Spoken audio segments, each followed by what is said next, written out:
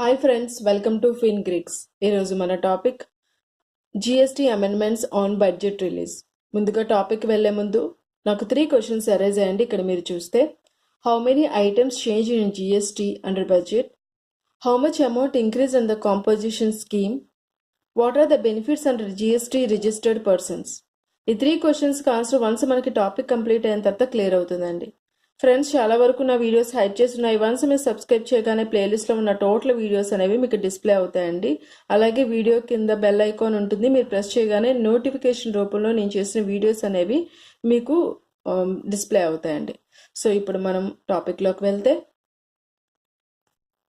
So మనకి February 1, 2019 మనకి budget announce చేశారండి. ఆ బడ్జెట్లో జిఎస్టీలో 10 ఐటమ్స్లో చేంజెస్ వచ్చి అమెండ్మెంట్స్ చేశారు. అవన్నీ కూడా 10 ఐటమ్స్ అండి. సో ఫస్ట్ మనకి అమెండ్మెంట్ ఏంటంటే, అండర్ సెక్షన్ 10 కింద మనకి ఇక్కడ చూడండి, higher of the limit of the turn over composition scheme raised from 1 crore to 1.5 crores. So ముందు మనకి కంపోజిషన్ టర్న్ ఓవర్, ఇంత టర్న్ ఓవర్ అయితే కంపోజిషన్ స్కీమ్ కింద వచ్చిన వాళ్ళు అనేది 1 crore ఉండేది. ఇప్పుడు దాని వాల్యూ అనేది ఇంక్రీజ్ చేశారండి. 1.5 crore దాటిన వాళ్ళే కంపోజిషన్ స్కీమ్ కింద వస్తారు అండర్ సెక్షన్ 10. సో ఫస్ట్ దానికి అమెండ్మెంట్ ఏంటంటే, కంపోజిషన్ స్కీమ్ అనేది ఎవరు వస్తారు అనేది, అంటే చాలా వరకు 1 crore దాటిన వాళ్ళందరూ కూడా వచ్చేసేవాళ్ళు. ఇప్పుడు ఏంటంటే ఇది అడ్వాంటేజ్ అని చెప్పుకోవాలి. 1.50 దాటిన వాళ్ళు మాత్రమే కంపోజిషన్ స్కీమ్ కింద వస్తారు. అలాగే నెక్స్ట్ పాయింట్ మనం చూస్తే, composition dealers in goods allowed to supply services for value not exceeding 10%. ఇప్పుడు నార్మల్గా కంపోజిషన్ డీలర్స్ ఉంటారండి. కంపోజిషన్ డీలర్స్ వాళ్ళు ఏం చేస్తారంటే, డీలర్స్ ట్రేడ్ చేస్తుంటారు. ట్రేడింగ్ గూడ్స్, మ్యానుఫ్యాక్చర్డ్ గూడ్స్, అలాగే రెస్టారెంట్ సర్వీసెస్ కింద కూడా వర్క్ చేస్తూ ఉంటారు. అలాగే ఇంకా కూడా వాళ్ళు ఏం చెప్తున్నారంటే, అలౌడ్ టు సప్లై సర్వీసెస్, గూడ్స్తో పాటు వాళ్ళు గూడ్స్ కింద వర్క్ చేయడంతో పాటు కంపోజిట్ డీలర్స్ సర్వీసెస్ కూడా చేయొచ్చంట. అయితే వాళ్ళు చేసే సర్వీసెస్ ఎంతవరకు ఎక్సీడ్ అయి ఉండకూడదు. ఇక్కడ చూడండి, 10% of the total turn over with in the స్టేట్లో టర్న్ ఓవర్ 10% అనేది 10%, అలాగే 5 lakhs ఏది ఎక్కువగా అయితే అంతవరకు సర్వీసెస్ ఉండాలని చెప్తున్నారు.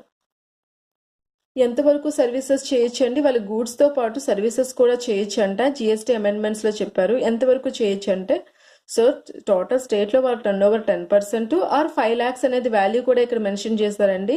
So which ever is higher, 5 lakhs అయితే 5 lakhs తీసుకుంటాం, ఈ వాల్యూ అయితే ఈ వాల్యూ, ఏది ఎక్కువగా ఉంటే ఆ ఎక్కువగా తీసుకునే అమౌంట్ అంతవరకు మాత్రమే వారి సర్వీసెస్ కూడా చేయొచ్చు కంపోజిట్ డీలర్కి. సో ఇప్పుడు ఏంటి అడ్వాంటేజ్, సర్వీసెస్ కూడా ఇంక్లూడ్ అయి ఉన్నాయి, వాళ్ళ సర్వీసెస్లో కూడా వర్క్ చేయొచ్చు. Next point, so most complicated పాయింట్లో చేంజ్ వచ్చిందండి రివర్స్ ఛార్జ్ మెకానిజంలో. ఇన్ కేస్ ఆఫ్ ద, ఇక్కడ చూడండి, in case of the inward supply from unregistered suppliers, reverse charge RCM అండి, shall be applicable to the notified persons and notified supply of goods or services. Under section 9 subsection 4 కింద changes అనేది reverse charge మెకానిజంలో వచ్చాయంట. అయితే చాలా మందికి doubt ఉందండి, నార్మల్గా ఒక రిజిస్టర్డ్ పర్సన్ గూడ్స్ పర్చేస్ చేస్తే ఎవరి దగ్గర నుంచి, ఒక అన్రిజిస్టర్డ్ పర్సన్ దగ్గర నుంచి గూడ్స్ పర్చేస్ చేస్తే ఒక రిజిస్టర్డ్ పర్సన్, అతను రివర్స్ ఛార్జ్ మెకానిజం RCM తీసుకోవచ్చా లేదా అనేది డౌట్ ఉండేది. ఇప్పుడు ఏం చెప్తున్నారంటే, ఇప్పుడు బడ్జెట్ రిలీజ్ అయిన దగ్గర నుంచి, అంటే February 1, 2019 మనకి సెక్షన్ 9 సబ్సెక్షన్ 4 కింద ఏం చెప్తున్నారంటే, ఏది అప్లికబుల్ అవుతుంది RCM, నోటిఫైడ్ పర్సన్ దగ్గర notified supply of goods and services తీసుకుంటేనే RCM అప్లికబుల్ అవుతుందని ఒక క్లియర్ స్టేట్మెంట్ అనేది ఇచ్చారు. ఇక్కడ చూడండి, 4th point, registration shall remain temporary suspend till completion of cancellation, no return to be filed.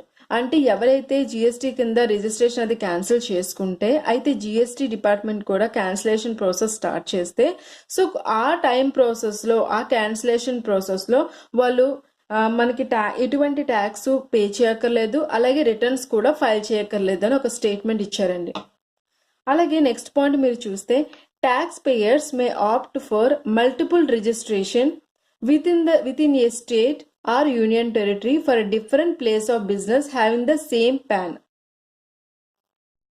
So ఒక పర్సన్కి ఒక బిజినెస్లో డిఫరెంట్ అంటే 2-3 గోడౌన్స్ ఉన్నాయనుకోండి. ముందు ఏంటంటే ప్రతి గోడౌన్కి సపరేట్గా రిజిస్టర్ అయ్యి చూపించుకునే ఉండేది కాదు. సో అతను ఏంటంటే సో నాకు బిజినెస్కి ఇంత సపరేట్గా ఈ గోడౌన్స్ ఈ ప్లేస్లో ఉన్నాయని చూపించేవారు తప్ప వాటికి సపరేట్ రిజిస్ట్రేషన్ అనేది ఉండేది కాదు. ఇప్పుడు ఏంటంటే ఒక బిజినెస్కి 2-3 గోడౌన్స్ గాని ఉంటే అలా 3-4 గోడౌన్స్ గాని ఉంటే ప్రతి గోడౌన్ కూడా సపరేట్ రిజిస్ట్రేషన్ నెంబర్ తీసుకోవాలి. అదే విధంగా ఏంటంటే ఈ అమెండ్స్ లో ఏం చెప్పారంటే సపరేట్ జిఎస్టీ నెంబర్ తీసుకోవాలి. ఈ గోడౌన్స్ కి ఏవైతే సపరేట్ జిఎస్టీ నెంబరు. అయితే ఇంకేం మెన్షన్ చేశారంటే విత్ ఇన్ సేమ్ స్టేట్ లో సపరేట్ గోడౌన్స్ ఉన్న సపరేట్ జిఎస్టీ అనేది వస్తుంది. అలాగే సేమ్ ప్యాన్ తో తీసుకున్న ప్రాబ్లం లేదని చెప్తున్నారు. సో ముందైతే ప్రాబ్లం ఉండేది. సో అతను ఏంటంటే ఒక బిజినెస్ కి 2-3 గోడౌన్స్ ఉంటే సపరేట్ గా చూపించుకోవడం జరిగింది తప్ప రిజిస్ట్రేషన్ అనేది ఉండేది కాదు. ఇప్పుడు ఏంటంటే రిజిస్ట్రేషన్ చేయించుకొని జిఎస్టీ నెంబర్ సపరేట్ గా పెట్టుకొని అయితే సేమ్ ప్యాన్ ఉన్న ప్రాబ్లం అనేది ఇప్పుడు ప్రెసెంట్ అయితే ఉండదు ఈ అమెండ్మెంట్స్ లో. నెక్స్ట్ పాయింట్ 6th పాయింట్ మీరు చూస్తే threshold limit of turnover exemption for the special category states Assam, Arunachal Pradesh, Himachal Pradesh, Meghalaya, Sikkim, Uttarakhand increased to 20 lakhs. నార్మల్గా జిఎస్టీ రిజిస్ట్రేషన్ చేయించుకోవడానికి అయితే ముందు నార్త్ ఈస్టర్న్ స్టేట్స్కి 10 lakhs వరకు ఉండేదండి లిమిట్ అనేది. ఇప్పుడు ఎంతవరకు ఇంక్రీజ్ చేశారు? 20 lakhs వరకు ఇంక్రీజ్ చేశారు. సో 20 lakhs దాటితేనే మీరు జిఎస్టీ కింద వస్తారు. ఈ లిమిట్ అనేది ఎగ్జామ్షన్ అప్పటి వరకు మనకి 20 lakhs వరకు ఇప్పుడు ఇచ్చారు. సో ముందైతే 10 lakhs ఉండేది, ఇప్పుడు 20 lakhs వరకు నార్త్ ఈస్టర్న్ స్టేట్స్కి ఇంక్రీజ్ చేశారు. అలాగే 7th పాయింట్ మీరు చూస్తే registered person may issue the consolidated credit are debit notes to a party in respect of multiple invoices issued a financial year to that party. ఇది చాలా important point అండి. ముందైతే ప్రతి ఇన్వాయిస్ కి డిఫరెంట్ క్రెడిట్ నోట్స్ ఇష్యూ చేయాల్సి వచ్చేదండి.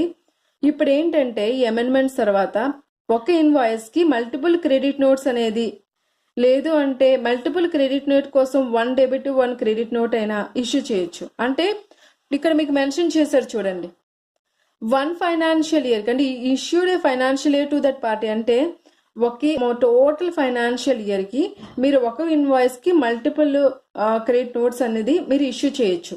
Problem అనేది లేదు. అంటే ఓవరాల్ గా 1 ఫైనాన్షియల్ ఇయర్ ట్రాన్సాక్షన్ అనేది డెబిట్ క్రెడిట్ నోట్స్ ఇష్యూ చేసిన ప్రాబ్లం అనేది ఉండదు. అంటే ఇక్కడ లింకప్ చేయవలసిన అవసరం ఉండదండి. ముందు దానికైతే లింకప్ చేసుకుంటూ ఒక చైన్ రూపంలో ఫాలో అయ్యాల్సి వచ్చేది డెబిట్ క్రెడిట్ నోట్స్ కి ఇష్యూ చేసినప్పుడు.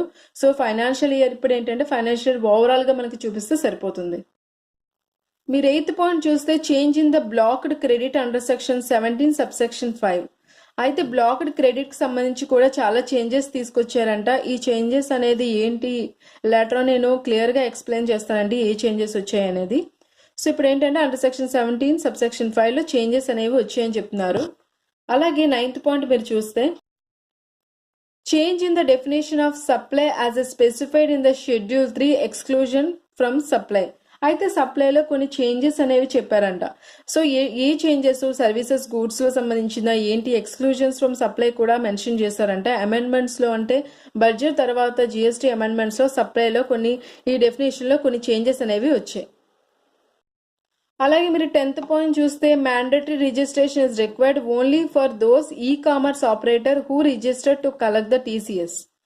ముందైతే మనకి ఈ కామర్స్ ఆపరేటర్ ఎవరైతే ఉన్నారో అతను మ్యాండేటరీగా అతను రిజిస్ట్రేషన్ కంపల్సరీ మ్యాండేటరీ అండి రిజిస్ట్రేషన్ అనేది. ఇప్పుడు ఏం చెప్తున్నారంటే ఎవరైతే టీసీఎస్ కలెక్షన్ కింద వస్తారో వాళ్ళు మాత్రము e commerce e commerce operator TCS కింద వచ్చిన వాళ్ళు మాత్రమే రిజిస్ట్రేషన్ అనేది మ్యాండేటరీ. మిగతా వాళ్ళు ఎవరైతే ఉన్నారో వాళ్ళ లిమిట్ దాటితే రిజిస్ట్రేషన్ అనేది చేయించుకోవాలి. సో ఈ చేంజెస్ అనేవి మనకి ఈ కామర్స్ సంబంధించి చెప్తున్నారు. ముందైతే ఈ కామర్స్ ఆపరేటర్ అయితే కంపల్సరీగా మ్యాండేటరీగా రిజిస్ట్రేషన్ చేయాల్సి ఉండేది. సో ఇప్పుడు ఏంటంటే సో టీసీఎస్ కింద వస్తే మాత్రం అతను ఏంటి కంపల్సరీగా రిజిస్ట్రేషన్ అని చేయించాలి. లేదు అంటే పర్టికులర్ లిమిట్ దాటిన తర్వాత మాత్రమే అతను మ్యాండేటరీగా రిజిస్ట్రేషన్ చేయించాల్సి ఉంటుంది. సో ఇవండి జిఎస్టీ అమెండ్మెంట్స్ లో 10 ఐటమ్స్ అనేవి చేంజెస్ అనేవి వచ్చాయి. సో ఇది మనకి February 1st రిలీజ్ చేయడం జరిగింది. Thank you friends, and please subscribe my channel. ఈ టాపిక్ లో మీకు ఏమైనా డౌట్స్ ఉంటే కమెంట్స్ రూపంలో నాకు తెలియపరచండి. అదేవిధంగా కింద బ్లాగ్ అడ్రస్ ఇవ్వడం జరిగింది. సో మీకు ఏమైనా ఇంకా క్వైరీస్ ఏమైనా ఉంటే దాంట్లో మీరు వెరిఫై చేయొచ్చు. Thank you friends.